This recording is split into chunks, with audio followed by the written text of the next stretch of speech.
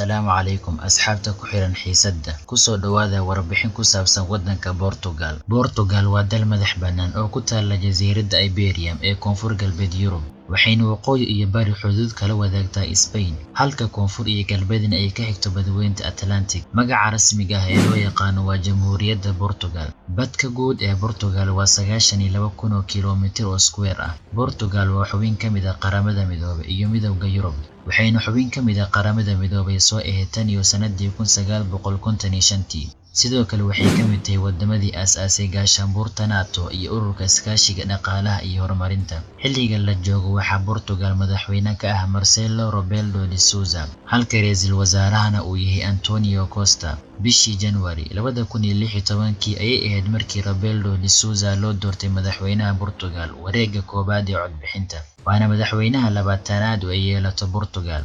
Lacagta laga isticmaalo Portugal waa euro. Dadka ku nool Portugal waxay tiradoodu gaaraysaa 10 milyan, waana tirikow la sameeyay sanadii 2013. Boqolkiiba 96 waa dad asal ahaan u dhashay Portugal, halka inta kale ee soo hartay ay yihiin dad ajaanib ah oo qaatay dhalashada Portugal. Luqadda rasmiga ah ee dalka looga hadlana waa Portuguese. Dadka Portugal asalkoodu waxay ka soo jeedaan Celtic people, kuwaasoo Portugal deganaa boqortooyadii Roomaanka ka hor. Dhanka diinta, inta badan dadka Portugal ku nool waxay haystaan diinta Nasaarada. Tirikow la sameeyay 2012 ayaa lagu ogaaday in boqolkiiba 80 dadka Portugal ku nool ay haystaan diinta Nasaarada Roman Catholic. Waxaa kaloo ku nool dad haysta diimo kale sida Yahuudda, Hinduuga, halka ay Muslimiintu ay ku yar yihiin. Portugal waxay ka kooban tahay 18 gobol oo intooda ugu badan ay leeyihiin xukun hoosaad. 18 gobol ay Portugal ka kooban tahay dhanka badka waxaa ugu weyn gobolka Beja, waxaana ku soo xiga gobolka Évora. Lisbon waa caasimadda waddanka. Qiyaastii 3 milyan oo qof ayaa ku nool Lisbon,